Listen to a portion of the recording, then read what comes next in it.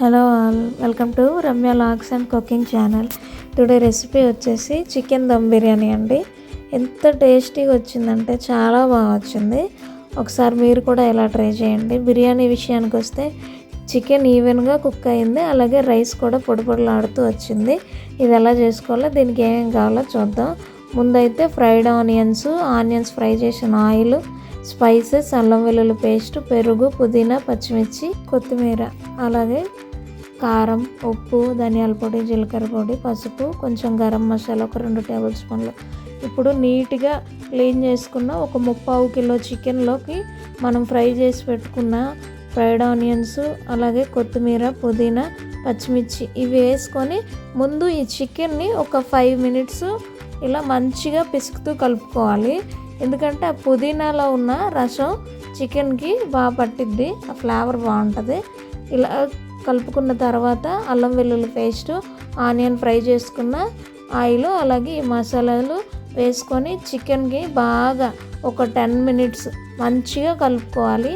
ఈ మసాలా అంతా చికెన్ ముక్కకి బాగా పట్టేంత వరకు కలుపుతూ, ఆ తర్వాత లాస్ట్లో ఒక 300 ml పెరుగు వేసుకొని మంచిగా కలిపేసుకున్న చికెన్ బాగా కలుపుకోవాలి.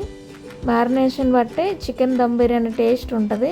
ఇప్పుడు ఈ చికెన్ పైన మూత పెట్టుకొని ఒక 2 అవర్స్ ఫ్రిడ్జ్లో పెట్టుకోవాలి.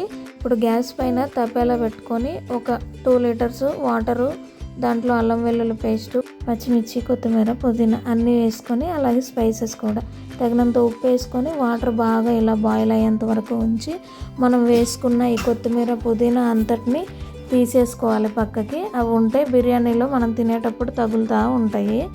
ఇప్పుడు అరగంట సేపు కడిగి నానిపించుకున్న ఈ బాస్మతి రైస్ ఆ వాటర్లో వేసుకొని ఒక 70% కుక్ అవ్వనివ్వాలి. ఈ రైస్ని, ఈ రైస్ ఉడికిందో లేదో చూద్దాం. ఒక 50% కుక్ అయింది, మరో 20% కుక్ అవ్వాలి. ఈలోపు ఏ పాట్లో అయితే మనం బిర్యానీ చేసుకుంటామో దాంట్లో మనం మ్యారినేట్ చేసుకున్న చికెన్ని తీసుకొని మంచిగా పాటు మొత్తం చుట్టూ పెట్టుకోవాలి. మధ్యలో వేసుకుంటే చికెన్ సరిగ్గా ఉడకదు.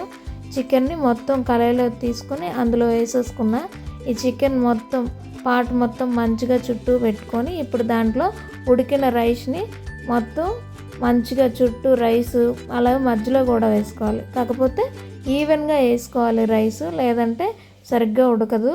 నేను 3/4 కిలో చికెన్కి 3/4 కిలో రైస్ తీసుకున్నా.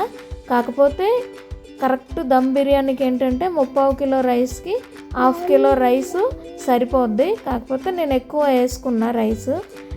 ఇప్పుడు రైస్ వేసుకున్న తర్వాత ఫ్రైడ్ ఆనియన్స్, ఇంకా కొత్తిమీర, పుదీనా, అలాగే గరం మసాలా ఒక 1 టేబుల్ స్పూను దానిపైన అలా వేసుకొని, కొంచెం నెయ్యి ఉంటే వేసుకోండి, నా దగ్గర లేక నేను వేసుకోలేదు.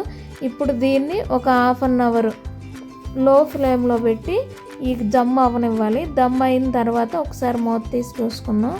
దమ్ అయితే అయ్యింది. ఇప్పుడు గ్యాస్ ఆపేసి దీన్ని ఒక 10 to 15 మినిట్స్ వదిలేద్దాం. ఇప్పుడు చూద్దాం. ఓకే, ఇలా ఎందుకు 10 to 15 మినిట్స్ వదలమన్నా అంటే రైస్ పొడి పొడిలాడుతూ ఉంటుంది. మనం ఉడికిన వెంటనే, దమ్ అయిన వెంటనే గరిటె పెట్టేస్తే రైస్ అంతా ముద్దగా అయిపోయి బాగోదు. బిర్యానీ అయితే మంచిగా పొడి పొడిలాడుతూ చికెన్ మంచిగా కుక్ అయ్యి మంచిగా వచ్చింది. టేస్ట్ కూడా మీరు కూడా ట్రై చేసి ఎలా వచ్చిందో చెప్పండి. వీడియో లైక్ చేసి, షేర్ చేసి, సబ్స్క్రైబ్ చేసుకోండి. Thank you.